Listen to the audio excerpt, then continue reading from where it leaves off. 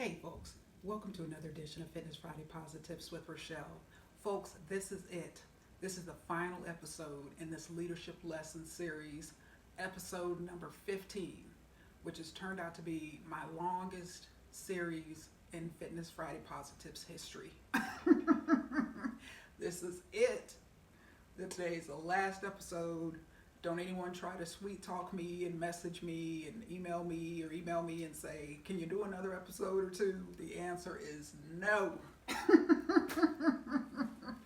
I look forward to the next time you see my face. I'll be discussing fitness trends, and then I'm going to launch into a 4 or 5 episode series on leadership confidence. So that's how things are going to go.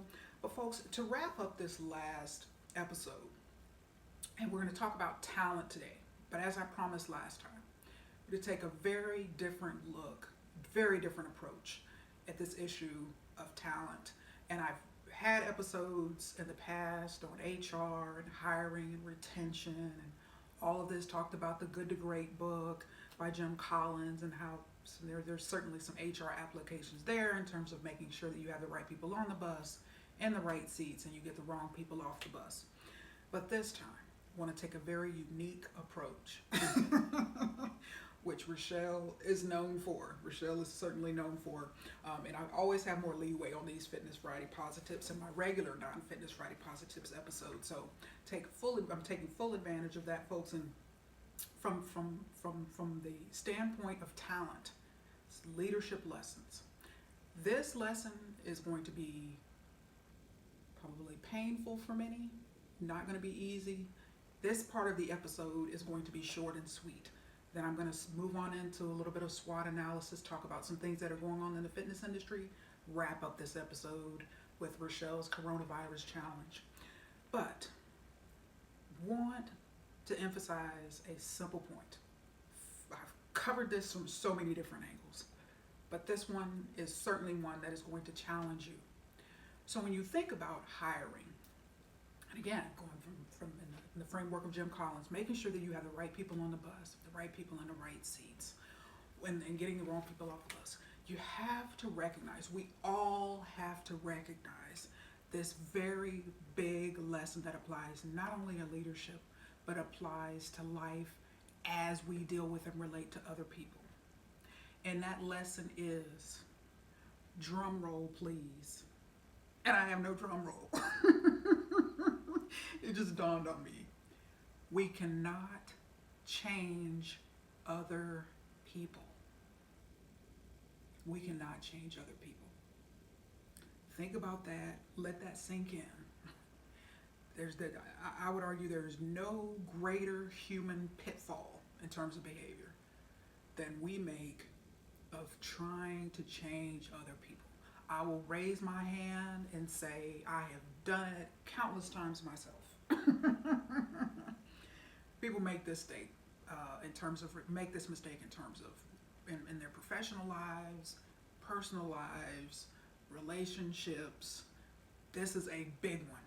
This is a big one.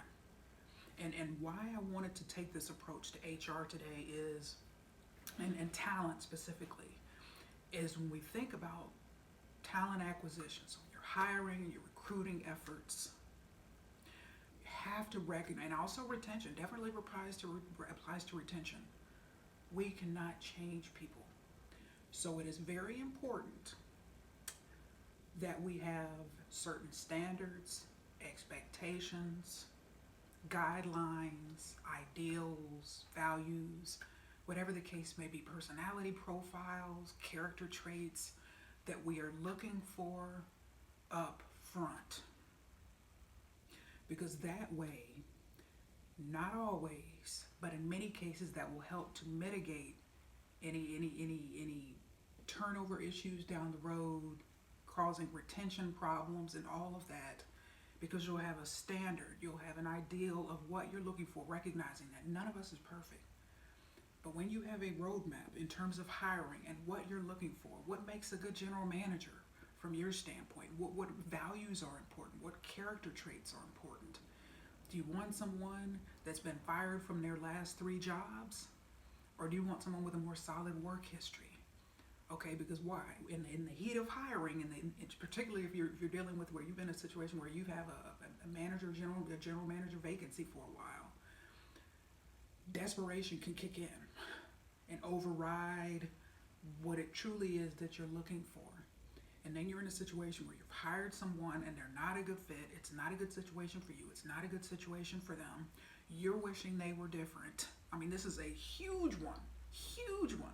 How many people are sitting in workplaces, particularly leaders, are sitting in workplaces around the world wishing someone or some individuals were different, that they manage, supervise, and it can go back to, and yes, there's situations where your predecessor may have hired people and all of this and that, so we have to factor that in.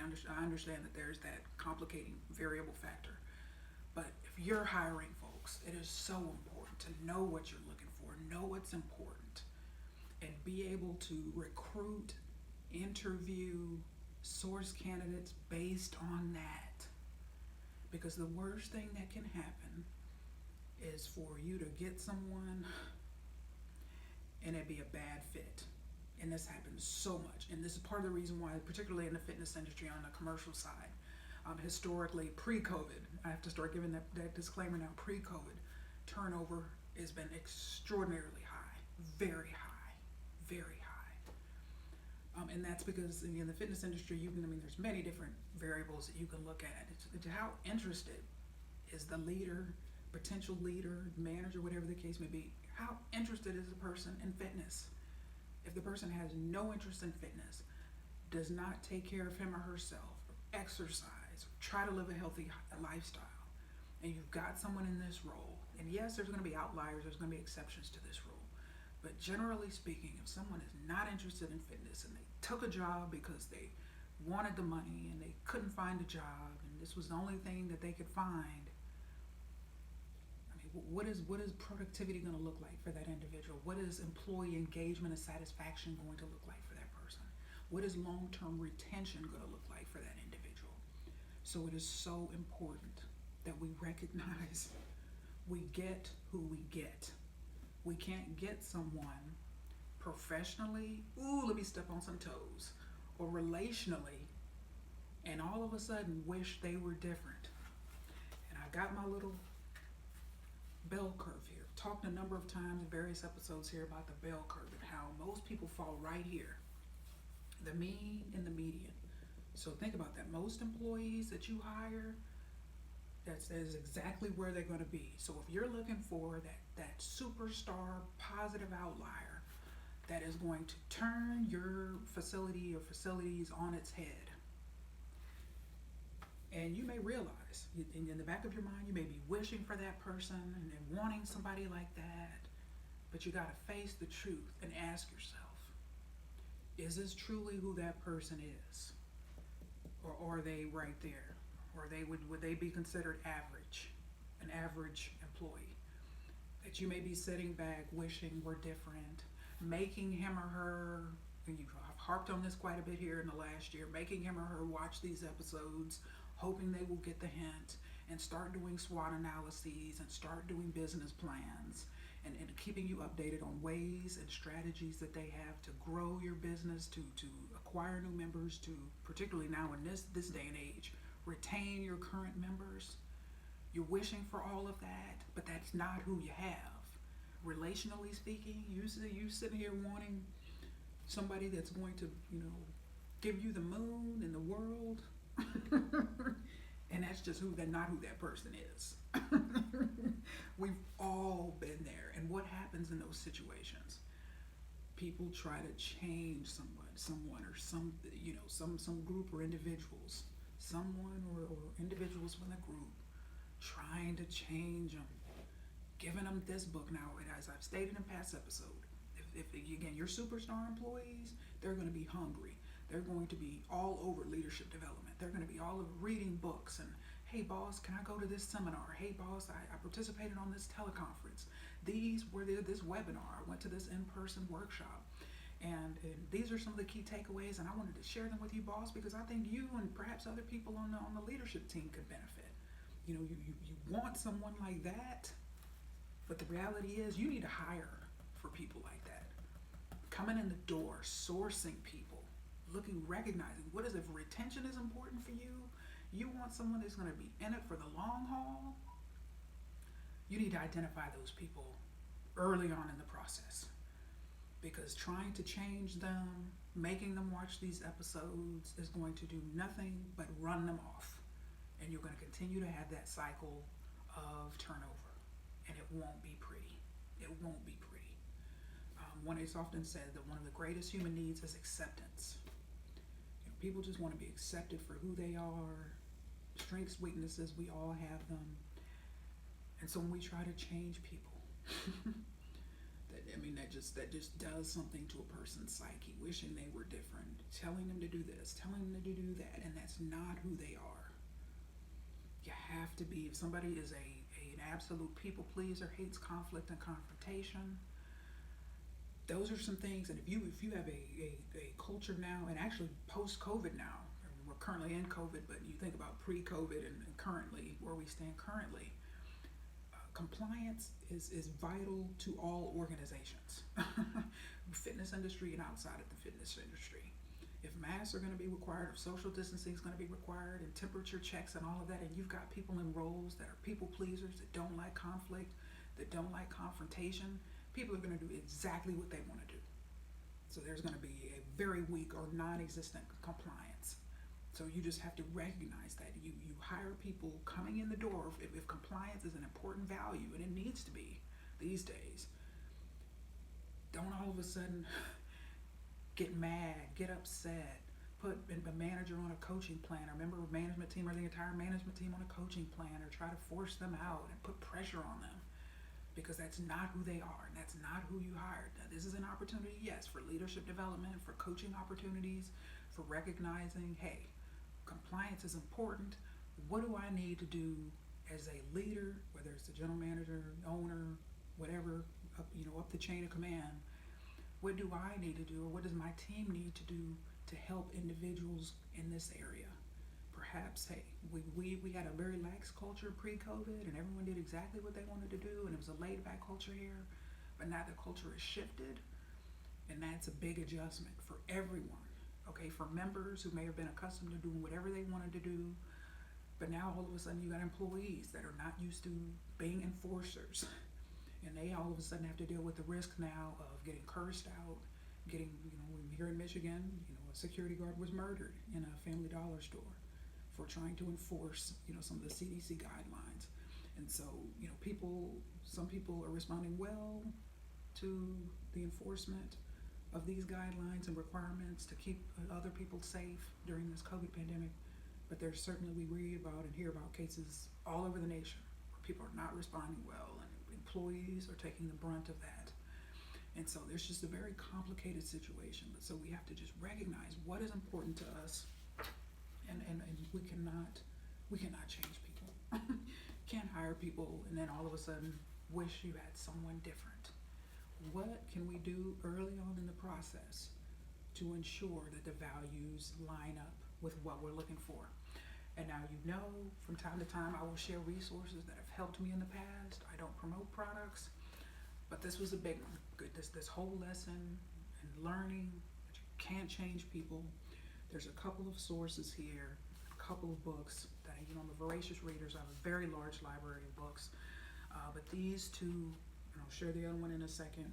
Dr. Henry Cloud, a psychologist, and this book is phenomenal. This book is awesome.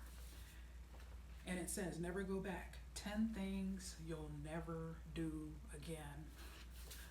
And yes, folks, there's a chapter, and I've got my little highlighter sticky here so I can find it quickly. Chapter 2, the principle says, never go back to thinking you can change someone. And over here, it says, never again try to change another person. Never again try to change another person. And so wonderful, wonderful lessons in that particular chapter that I don't have time to get into. Another resource Wonderful resource. Boundaries. I've talked about in past episodes how I used to struggle with a false sense of responsibility. This book right here was wonderful, a wonderful resource in terms of helping me in that area. So there's a plethora of lessons within this book. But one of the important lessons, and you can see, I read and I reread books, and I have different colors at different times. I come back for refreshers.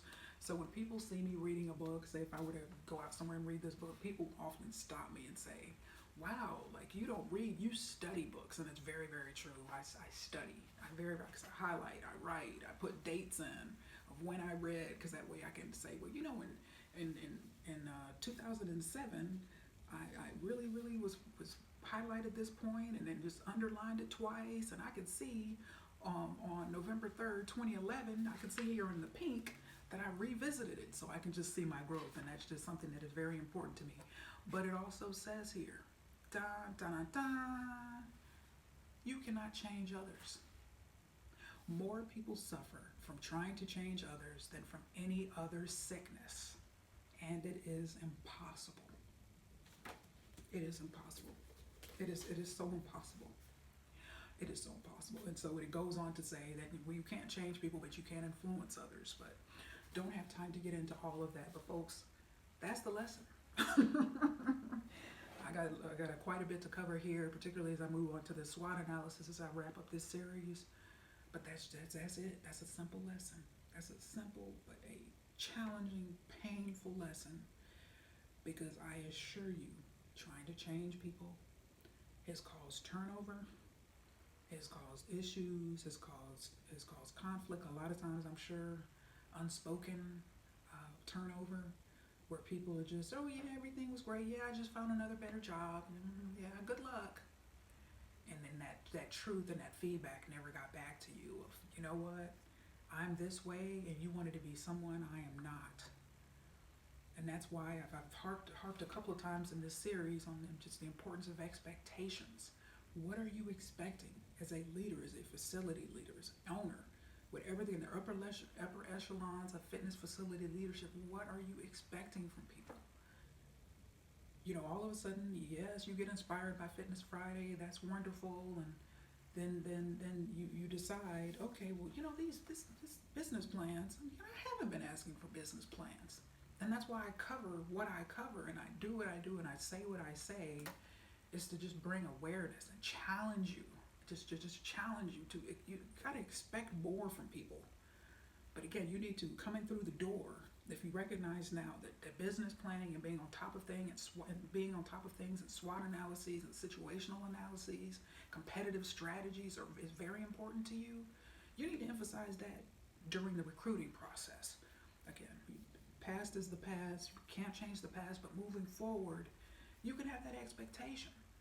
And you will see candidates, and hopefully you're finding them, that come to that interview or have that first conversation talking about ways that they want to grow your business, help to retain individuals on your staff, and help to recruit and get the best people on the team.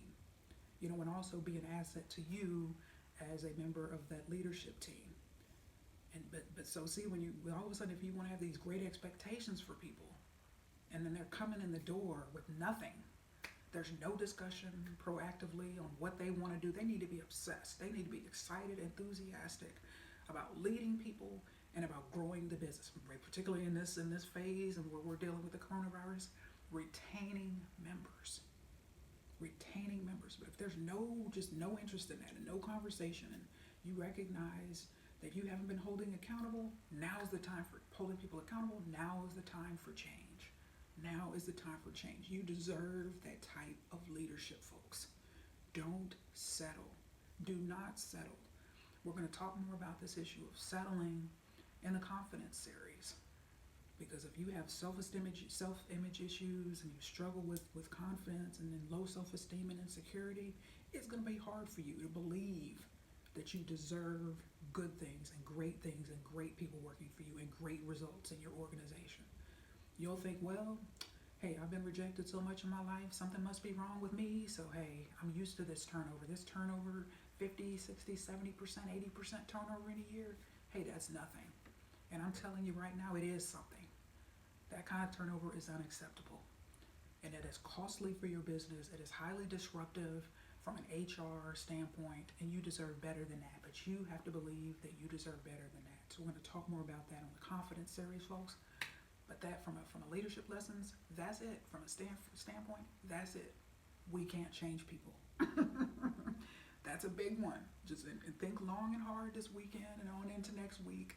Think about some of the frustrations, particularly if you're having frustrations around an individual or member of the team, and you're just like, you can't put your finger on it. How much do you wish that person would do this and be like this? And can people change? Absolutely, folks. But they have to want to change. They have to want to change. We can't change people, and we've all made this mistake. So there is no condemnation in this message. There is no shame. This is a big one, professionally and personally. So let's not do that. Let's not do that. Let's recognize that we deserve great things in life, have great expectations and high expectations from the onset, and we can move right on into greatness from this year and beyond. All right, folks, so here we go. Moving on into the SWOT analysis again. So see, that lesson was kind of short and sweet, and I wanted to wrap up this episode with some practical applications to the SWOT analysis, and then wrap on up the episode with Rachelle's coronavirus episode. So here it is again. The SWOT analysis. See, early on when I would talk about a SWOT analysis, I would just, okay, this is what it is, yada yada. I did a number of episodes like that. But you notice lately here, I've been doing very applied, practical, real world examples and where they fit into this. And so we know strengths, weaknesses, opportunities, and threats. These two are internal, these two are external. So it's very important to, yes, focus on what's going on inside your facility or facilities, but it's very important to recognize what's going on in the marketplace. And that's where your situational analyses, market by market, region by region, is so important, because you've got to recognize. And these competitive threats that exist within your market, and yes, the coronavirus is a huge threat to all fitness facilities, as well as just industries and just our whole way of life, just highly disruptive. So we can't ignore that. But last week gave you an example, Anytime Fitness. I've talked about Anytime Fitness a number of times over the years. I studied Anytime Fitness in 2016 and 2017. You'll know I study various organizations, and just wonderful lessons always to learn and grow. And so we really enjoyed studying Anytime Fitness.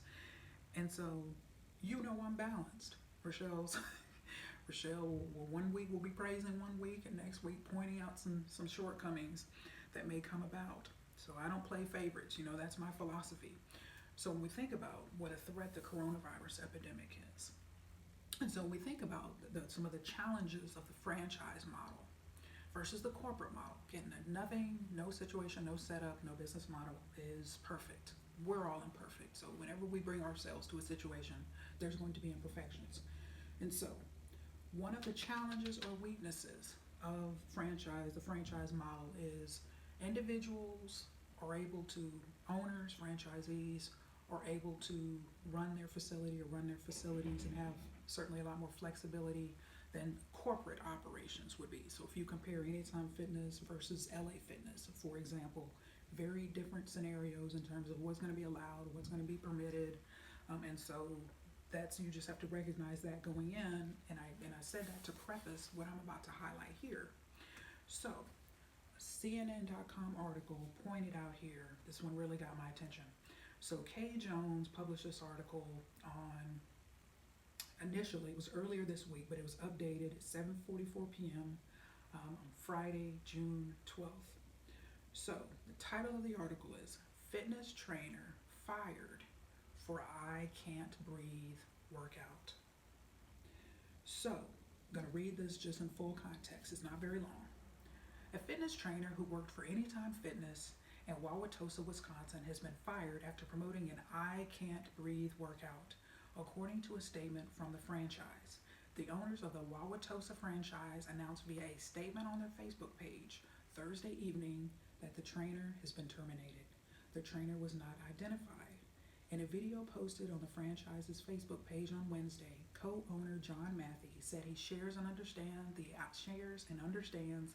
outrage based on the actions of the past 24 hours. He and his business partner, Jen Dunnington, said that the franchise would be the first ones to participate in the anti-racism training the parent company announced last week. Matthey also said that participation in the anti-racism training will be mandatory for all staff. A trainer of mine put together a workout for I Can't Breathe, and while intended to support the Black Lives Matter movement, it was clearly misguided, Matthey said. Corporate owners Chuck Runyon and Dave Mortensen released a statement that said, under the franchise model, owners make independent decisions about local promotional activities for their gyms. However, regardless of their original intent, the actions of the Wauwatosa location were offensive, insensitive, and inconsistent with our brand values.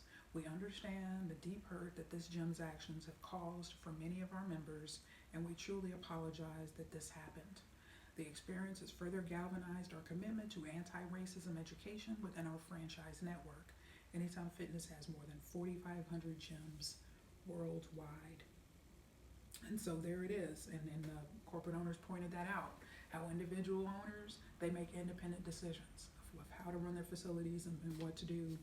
And so what you had here essentially was a renegade fitness trainer who just decided to do her own thing. And I do recommend that you can Google this article. That's why I always provide sources, so you look it up if you're so interested. But this one, there's a video here on the top of it, and it gives visuals in terms of what the actual workout looked like, and it just provides more detail, because when I read that article initially, I was wondering, so tell me more about the workout. And when you actually watch the video, it does give you a lot more information about the workout itself. It just provides greater context. So I challenge you to take a look at that and just recognize. I mean, again, this is going to be certainly more of an issue in privately owned facilities and studios and franchises, where you've got to be careful about things that are going on. And I know when I read this, I said, where's Wauwatosa, Wisconsin? And so when I watched the video and I saw the signs out front and it had a 414 area code, I said, is that suburban Milwaukee? Like, wow, this kind of surprised me. So yes, it happened, folks. Stuff like this happens. And so just recognize bad publicity, things happen.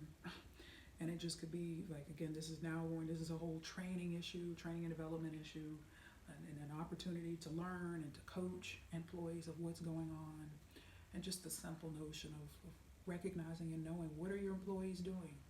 Are they able to just do things like this on their own without any type of approval?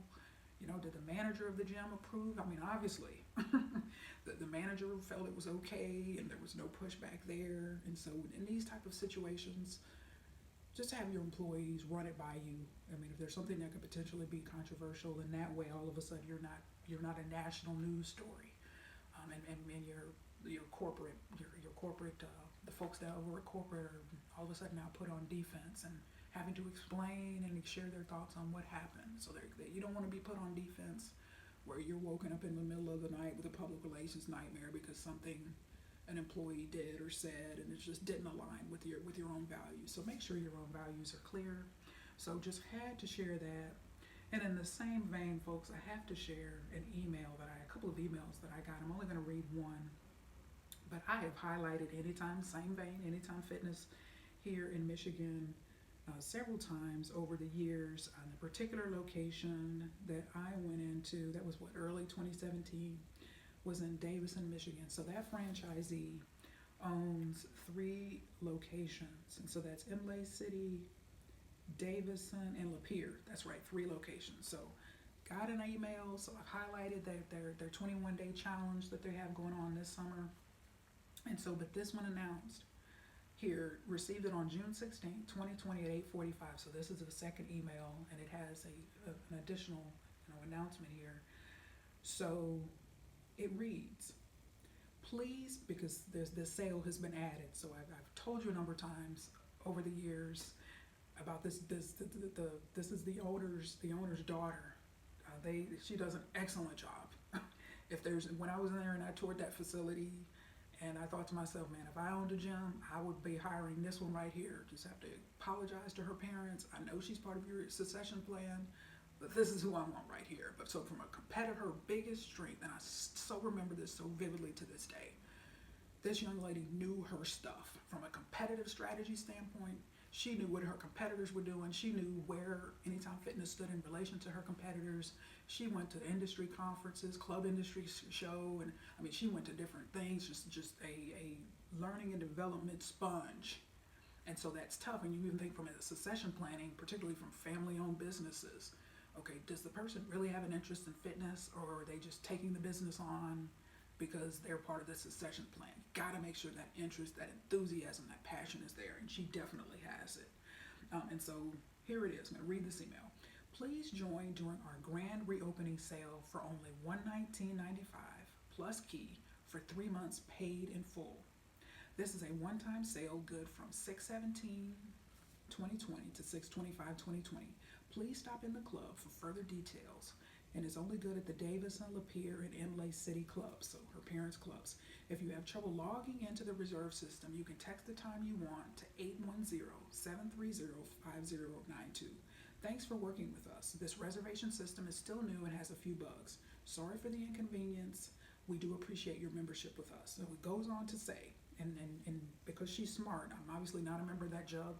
That location is miles away from me, and closer to Flint. But anyone who comes in, you take a tour, she collects your email, you're on her mailing list along with members. And I've just been so grateful because I enjoy seeing just what she does from a competitive strategy standpoint. So the first email that came, so that little sale update was here on top of the original update that came last week. So announcing their reopening. So let me read this part just so you can see what Anytime Fitness is doing. Hello, Rachelle. We couldn't be more excited to open our doors and see our members again. With that being said, we will be reopening the clubs on June 15, 2020.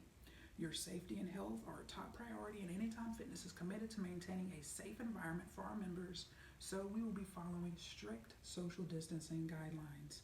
At this time, only 10 people may be at the gym, inside the gym at any given time, including our staff. To help manage this protocol, it is necessary for you to reserve your time at the gym. Out of courtesy to your fellow gym members, please be prompt in both your arrival and departure of your reserved gym time. Please click the button below to get started. They have the reserve your time button right here. How it works. Number 1, click the button above to reserve your workout. Number 2, select a time. Number 3, log in as a member using your key fob number and last name. Number 4, confirm your time. Number 5, that's it. You are good to go. We look forward to seeing you soon. And the last part is our commitment to your health and safety. We continue to uphold our rigorous standards of cleanliness by ensuring machines and surfaces are continually sanitized and disinfected throughout the day. Additionally, hand sanitizer and gym wipes are located throughout the gym for your personal use. Can't find them? Let us know. To create a safe environment for our members and staff, we have implemented protocols that include the following. Staff will ensure social distancing of 6 feet for all gym activities. Equipment may be removed, roped off, or disabled to maintain distancing requirements. Strict no contact protocols and no equipment sharing during training sessions. Medical grade cleaning products are available throughout the gym. All members will be required to follow through post wipe down of all gym equipment. This includes all they have touched, including weights, pulleys, mats, and handles. This will be strictly enforced. Towel service has been discontinued. Bathrooms will be cleaned regularly during staffed hours. Indoor classes will be suspended temporarily. Thank you for being a member. Thank you for being a valued member of our AF community, helping us to make healthy happen. These are temporary protocols during reopening, and we plan on adjusting these as we progress. 24-hour access will be suspended temporarily. Please be patient. We hope to be back to normal soon. Please email, and there's the email or call, the cell phone number again. See you at the gym. It's your Anytime Fitness Davison team, and it's got the address and phone number there. And so this is a form email from Anytime that obviously the franchisees can tweak based on what they're doing. So Anytime, you see they've got some enforcement, they've got some guidelines, some rules, policy, protocols there, and that is what it is. But she recognized, yes, during this point, we're doing all we can to keep you safe, stay safe during your workouts. After this, the reopening that was on June 15th, but new member acquisition is still important. So she's got her own grand reopening sale, and I smiled when I saw that, and I said, see, so many people are focused on member retention and this and that, but you still got to get some new members. And as I've stated in a number of episodes over the years, Anytime Fitness, their membership needs, their volume needs are much lower than your average gym, and their square footage is much smaller. So if she were to get another 10, 20, 30 members as a result of this grand reopening sale, I mean, they're in a good spot. And why is that part of that? Their strategy, and just in terms of operationally, their business model is contract based. 12 months, 24, most number of months I've seen has been 36, but there may be 30, 48 month contracts out there by Anytime Fitness, I don't know. And so you just have to recognize what is going on. What is going on? So if I'm a competitor, again, competitive strategy is one of my areas of specialty. So from a competitive strategy standpoint, now if I know, if I'm running Rachelle's gym in Davison, Michigan, or Imlay, or one of these areas, Lapeer, that compete with this location, I'm saying to myself, okay, so they now have a requirement of only 10 people are allowed in the gym. So if my gym has a different, 20,000 square feet footage, 30,000 square feet footage, this is an opportunity for me. This is an opportunity to say, hey, my gym, my square footage is larger, so my capacity is going to be higher than that. So I could sell and I could promote against that, what could be perceived to be a weakness now of only 10 people, including staff members in the gym at one time. I could say, hey, we allow 60 people in the gym at one time. So think about that from a convenience and planning standpoint. You just have more flexibility, and you're not locked into a time. There's just different ways that you or I, in this particular case, will be able to position myself and my facility against that. But you just got to know what your competitors are doing to be able to even to know what opportunities to seize. And now all of a sudden, what weaknesses your competitive facilities may have now, pre-COVID, and of course now currently. Operationally, everyone's strength now is, at least on paper, is we're going to follow the guidelines, we're going to be strictly enforced, we're going to be doing this, we're going to be doing that. And I can just tell you, as a training and development person, that's just 100% compliance day in and day out is going to be very, very tough. Because people are just going to kind of get lax, and they're going to get tired, and just whatever. People, owners and managers, leaders aren't going to want a lot of cancellations, so it's just going to be really interesting to see how this all plays out. But that's what it is, folks. And so this is yet another value of knowing what is going on in your market. So your managers, your leaders, members of that management team need to be on this like white on rice, because that way they can react. And all of a sudden, if a competitor comes and builds down the street from you and they're offering 3 months free for joining, and you now got 10% of your people running and leaving your facility in the next 7 days, you need to know why. Where are these people going? What's going on? What is their offer? Is there some way that we can counter that offer? What can we do? Can we offer a month free? Can we start offering this or that? What other amenities can we have? How can we position ourselves based on our strengths against that? But if you don't know, you don't know. So just accountability and leadership is so important. So do not be afraid to hold people accountable. Don't be afraid to hold people accountable. And lastly, wanted to highlight some news here that you may or may not have heard. I'm not going to go into all of this in the interest of time. And I had to find the email and then open it up again. And so it's going to take a second to load here. But folks, there's so much is going on in the fitness industry. And we know that COVID's impact on the industry has been very, very significant. And so if you have not heard, and Pamela Kufals, the content director from Club Industry magazine, published this article June 15, 2020 at 10 o'clock. And she's titled it, 24-Hour Fitness Files for Chapter 11 Restructuring Continues with Club Reopenings. So they had, let me just read this paragraph, and I'm going to wrap this episode up here with Rachelle's Coronavirus Challenge here. But I just to provide a little context for you. 24-Hour Fitness, San Ramon, California, filed for Chapter 11 bankruptcy on June 15th and plans to secure approximately $250 million in debtor in possession financing, the company announced. 24 Hour will continue to reopen clubs through June and July, although it permanently closed 100 of its clubs last week and laid off 8,300 people at those clubs. More details about the layoffs and the club closings, including a list of the closed clubs, can be found in this story, and there's a hyperlink.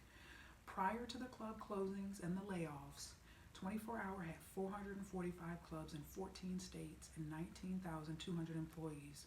It now has approximately 10,200 employees, including approximately 8,100 individuals who are employed on a part-time basis.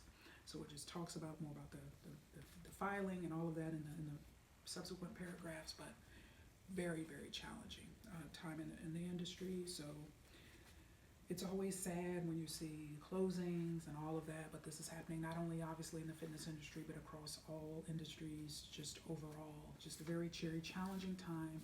And that's why business planning, SWOT analyses, situational analyses is so important. Taking stock now of where you stand. What would have been some of your historic weaknesses that members have complained about and members have left, time after time after time, that maybe in the interest of time or in the interest of money you weren't able to address. Okay, now is the time to really take a stock of where you are, where your facilities are, and how you're doing. And if the history hasn't been so bright, you got to say, okay, what can we do in this facility to turn things around? Perhaps we haven't been very customer service oriented. Okay, now is the time, particularly from a retention standpoint. You have to recognize it is so important to yes, not only acquire new members, but retention is so important because studies have shown that it is very expensive to just keep replacing members because that just takes a lot of marketing dollars to be able to do that, and it's very, very expensive. And that's it, folks. So that's it for the leadership lessons part of this episode. And I want to wrap up this episode now with Rachelle's coronavirus challenge. And you haven't been able to see, but this was actually, folks, one of the latest purchases that I made for Rachelle's Home Fitness Center. And I was so excited. I was just so excited, folks, when Five Below. And so a lot of my fitness, you see my little fitness extras, and I've carried them in my bag when I was at Powerhouse. And so for my HIIT training and things like that, come from Five Below. I mean, this 8 Series fitness, it's surprisingly, it is inexpensive, but it's a very, very, I find their products to be pretty durable, and they last a long time. They last a long time because I've got things that I bought 5-6 years ago from that same Five Below here in Novi. So I was actually in there last week. So excited that when the stores reopened. So popped on in there, and I noticed that they had this old school stepper. And I remember when I first passed by it, I was thinking to myself, I remember those used to be big back in the day, and obviously they're very big in group fitness classes. And I've never done like an aerobics or any type of group fitness class. But then I passed by the aisle again. I'd gone over to another part of the store to get a screen protector for my watch, and then I just kept thinking about it. Go over there and get that stepper. And so, folks, I'm having a ball with this stepper. I've integrated it into my cardio, and it has been quite a surprise. It has been quite a surprise because you know what it reminds me of? My first 4 years at the Barksdale Forest Based Fitness Center, back in the day when they were the old school Life Fitness stair steppers. And this so reminds me of that because if you've ever been on one, you know that, again, that center of gravity for those machines is very high, and that's part of the reason why I'm such a Precor EFX cross trainer elliptical fan. So the gravity, the range of motion is very different. The center of gravity is much different on those. And so I would hang out here at the very, very top with speed. And so for me, this right here, because of it is a lower, because typically you'll see some of these that go up to like here, but because it is lower, I'm able to do a lot of speed on this as part of my HIIT training. So it has been so cool. It has been so cool. So I continue to outfit Rachelle's Home Fitness Center. But as I'm about to approach now, folks, almost 3 months on the 21st will be 3 months at Rachelle's Home Fitness Center. I look back now and I think like, man, I never thought this would be a possibility. The coronavirus it really shifted me on a path that was truly unexpected. But as I've alluded to each and every one of these coronavirus challenges when I wrap these episodes up, we never, and that's the beauty of adversity.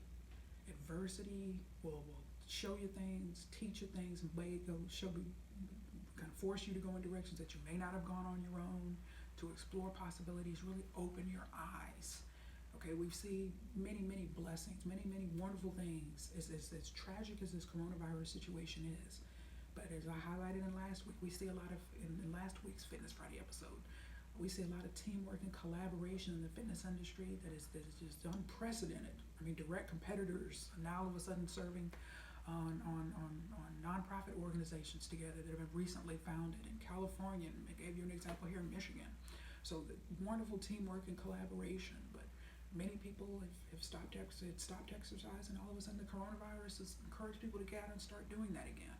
A lot of people that may have worked out in traditional facilities, gyms and studios, have been working out at home, and I'm one of those. So just the steps and things that we may not have ever chosen on our own, we have been forced to do. And it has been, for me, it has been a blessing. I've just learned so much, and I just really have grown in so many different ways. And I'm going to wrap this episode up by sharing an email I sent with you to my high school gym teacher, Mr. Dennis J. Hilgar of Seoul American High School. Now, I gotta preface this by telling you, some people know, but of course most of you all wouldn't know unless you knew me back in the day, or we've had some type of conversation about it. I was not a fan of his gym class. And so I've got to find it here. Yep, so I sent him this email. And so I entitled it Former SAHS, SAHS, Seoul American High School Student. So June 10th, 2020 at 10:59 a.m. So I sent him this email, and I'm going to read it and then share a few comments and then close this episode out. Hello, Mr. Hilgar. I hope you and your family are well. It looks like you retired from SAHS and are now teaching in Spain. I have thought about your gym class in recent weeks. As you know, gyms here in the U.S. were shut down due to coronavirus. I have been working out at home since March 21st, and I have an exclamation point. Gyms were the foundation of my fitness journey for many years, and I never imagined I'd be working out at home. While I found your gym class challenging, I have a new appreciation for it now. A big lesson that I missed was fitness can be anywhere you want it to be. I may not have grasped the lesson back in the day, but I do now. Thank you. Kind regards from Detroit. I have R. And so there it is. It's almost 3 months in now. I've learned that lesson. And folks, let me just give you a quick little snippet on what his gym class was like. Folks, he was old school, had that degree in physical education, like my dad, these old school folks.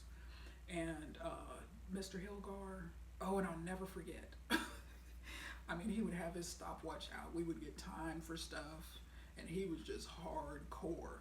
I mean, we would have to run from the high school over to Collier Fieldhouse, and that's actually where my dad worked. So Collier Fieldhouse was in Yongsan Army Base, so in Seoul, Korea, 8th Army, Yongsan Garrison, so the actual base there. My dad at the time was a sports director, and so there was the actual gym, and they had basketball tournaments and then 5Ks and all of that. So all of the recreation and fitness for the actual base, the Army base, was right there at Yongsan. So we would have to run from the Seoul American High School parking lot, right outside the gym building. We would have to run to Collier and run laps around that entire huge, it was just huge. And I want to say it was like 2.5 miles. And this man would have his stopwatch, and sometimes be like, Mr. Hilgar, it's snowing outside. Mr. Hilgar, do you recognize that it's misty and it may rain? And he would like, get moving. He would say like, get moving. It was just, oh my gosh, he was hardcore. There was no excuses. But now, particularly when I'm downstairs in the cardio section, which is also known as my garage here at Rachelle's Home Fitness Center, I think about him often because I recognize, and I was telling my dad this, and so only someone like him with an undergraduate degree in physical education would understand when I said, I understand what Mr. Hilgar was trying to teach us, and that is fitness is anywhere you want it to be. And when I told my dad that, he said, mm-hmm. And I said, fitness is anywhere you want it to be. It doesn't have to be in a gym. It doesn't have to be in a park. It doesn't have to be walking outside of a house. I mean, those are all great, but many of them, any type of outside fitness is contingent upon the weather. Unless you were in Dennis J. Hilgar's gym class, the weather didn't matter. But just think about that. Just some of the vulnerabilities that come with working out exercise. Is it too cold? Is it too hot? Is it raining? Is the humidity too hot? There's just all of that. And so for me, learning that lesson, that fitness does not need to be, and as it was for 26 years, actually almost. So March 21st is when I started working out at home. My 26th my 26 year gym fitness anniversary would have been on May 17th. So that's why I just deleted the gym fitness and just say Rachelle's fitness anniversary is 26 years, because home fitness has been a part of that. And so this is certainly not something I'm just shocked myself when I still think about it, just how many years that I just think that, it's got to be at a gym. I got to go to the gym. And that was wonderful. 5-6 days a week. That was wonderful. And it's of course going to be in my history. But what I envision now is more of a hybrid home/gym workout. That's definitely what I see now. And just when you think about just the inclement weather and snow and all of these type of vulnerabilities that can, cause some disruption in your workout routine. And I think, man, my house has been here all along. How many issues has it caused when I'm trying to, I gotta wait till the snow gets plowed. I gotta do this, I gotta do that. And that problem's been solved. And I would have never solved it in this manner, but it is a wonderful solution, folks. So whatever it is in your life, when you think about this coronavirus epidemic, yes, I'll talk about it from the fitness angle, but we got to evaluate our lives. So many people, we're going to talk about this in one of the confidence episodes.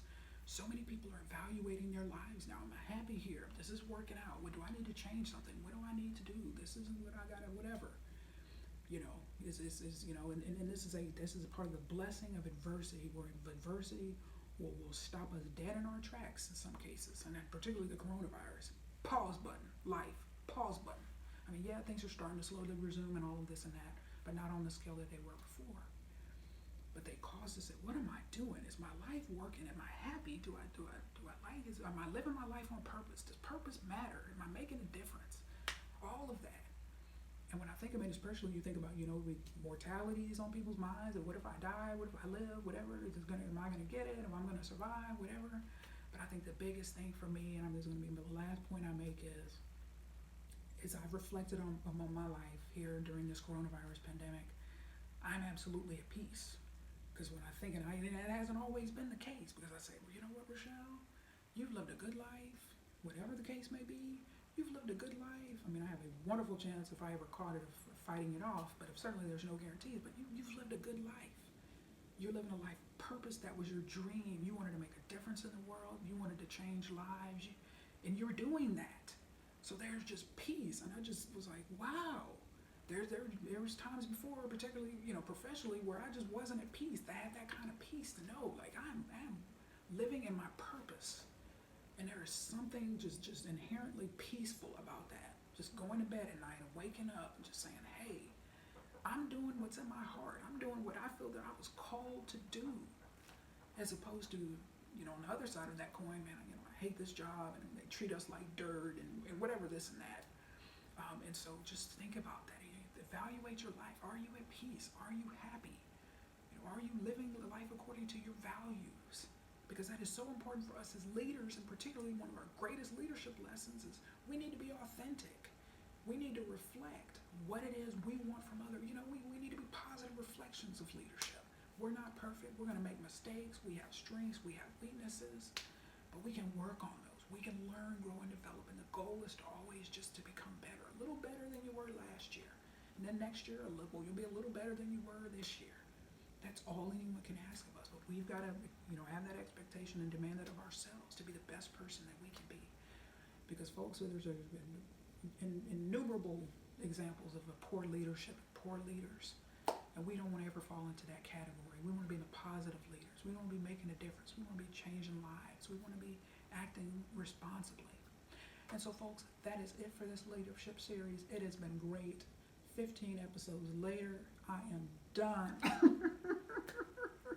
So I look forward to discussing fitness industry trends here in probably about give it a little little time. I've got some other episodes here lined up here for some Fitness Fridays to give myself a break. But we will come back to fitness trends in that confidence episode very, very soon. So folks, I thank you so much for your time. Thanks for hanging in there during this series, and hopefully you were challenged to become better leaders, and that's always my goal. So until that next episode where I talk about fitness trends, I thank you so much for your time, and to remember, I am positively passionate about your leadership and fitness.